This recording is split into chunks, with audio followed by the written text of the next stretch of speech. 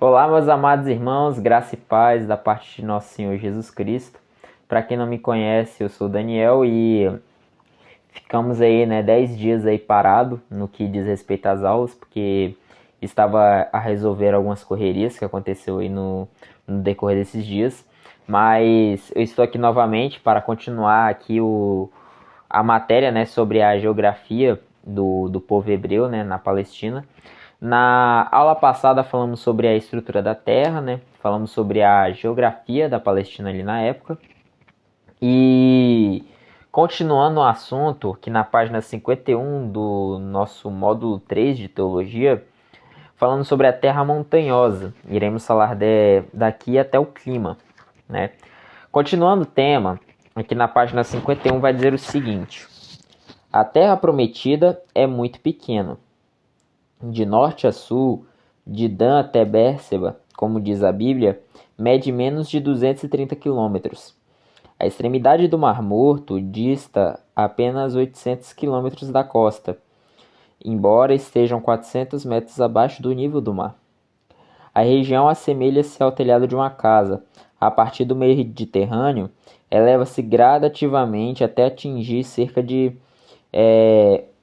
1.000 metros acima do nível do mar, para depois precipitar-se rapidamente até o fundo da Grande Depressão do Vale do Jordão. Ali a superfície terrestre apresenta uma fenda profunda, que se estende ininterruptamente para o sul até a África Ocidental.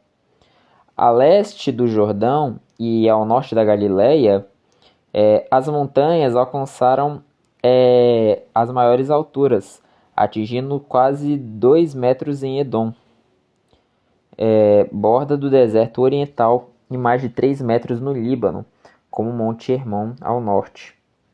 Por isso, o povo de Israel dava aos povos circundantes a impressão de ser um grupo de tribos das montanhas. Os deuses de Israel são deuses dos montes. Assim diziam os funcionários do rei sírio Ben-Hadad. 1 Reis, capítulo 20, versículo 23. Virando a página aqui, para continuar a nossa leitura sobre a terra montanhosa.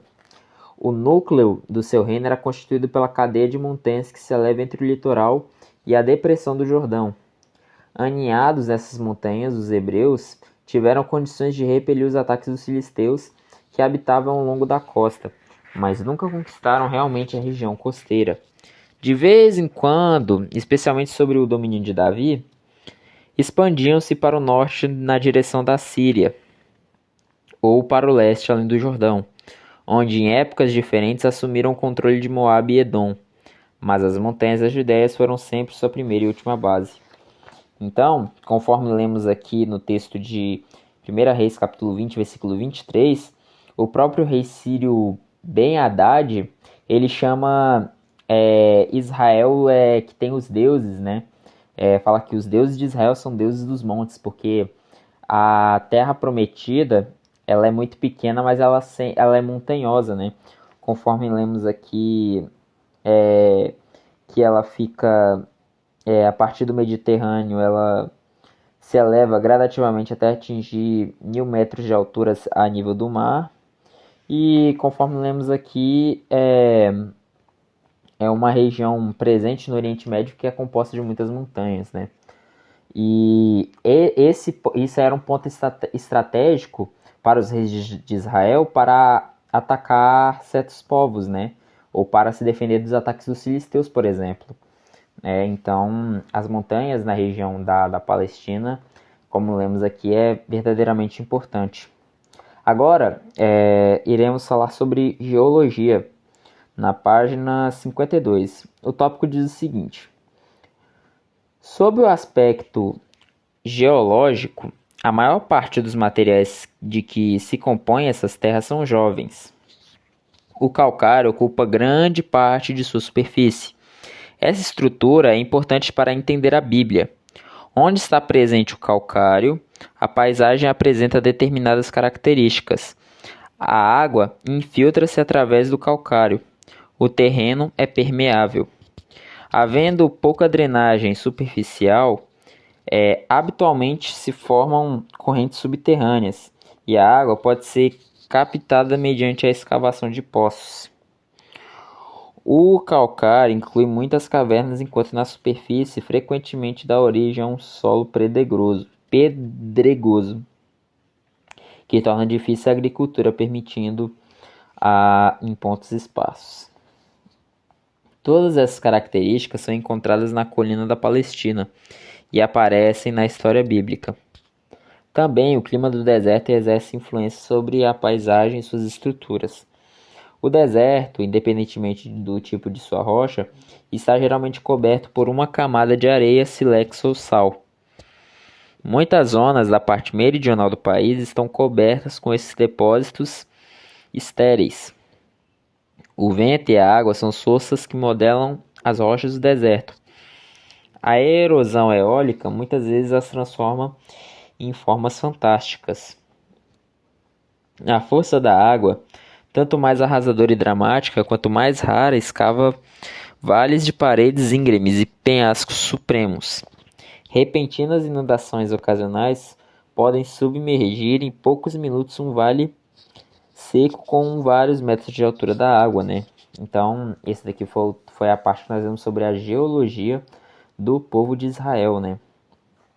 Agora iremos falar sobre a depressão. O corte longe e reto do Vale do Jordão, que atinge sua maior profundidade no Mar Morto, é um dos vários sinais de que a superfície da Terra era instável. É instável, né? A atividade vulcânica e mudanças de estrutura ainda continuam. O Vale do Jordão aprofundou-se entre duas falhas paralelas, produzindo a mais profunda depressão natural do mundo. A praia do Lago da Galileia está a 200 metros abaixo do nível do mar. O ponto mais profundo do Mar Morto chega a 800 metros abaixo do nível do mar. Não obstante, os depósitos lançados pelo Rio Jordão durante milênios, fontes termais e rochas com veios de minérios ao longo da depressão mostram que a área ainda continua geologicamente ativa. Então aqui lemos aqui sobre a depressão ali daquela região, né? E falando sobre o clima, né? Nosso último tópico aqui de leitura vai dizer o seguinte: os países da costa do Mediterrâneo possuem clima que situa entre temperado e tropical. O inverno é úmido, como o dos países setentrionais. O verão é muito quente e seco, influenciado pelos desertos tropicais que se estendem até da costa meridional. Graças a este contraste de estação, a neve cobre as montanhas costeiras, mas na planície se cultivam frutas tropicais. O clima varia consideravelmente nas diversas regiões do Oriente Médio, mas apresenta algumas características comuns. Então, lemos aqui sobre a geologia, né, do povo hebreu. Lemos aqui um pouco sobre a depressão e as terras das muitas montanhas, né, como é chamado no livro de Reis. Falamos aqui um pouco sobre o clima, sobre a depressão, e na próxima aula iremos continuar a falar sobre a chuva e o orvalho e por aí vai, a temperatura, a vegetação, e assim, né, vai se apropriando do tema. Então, eu espero que vocês tenham gostado.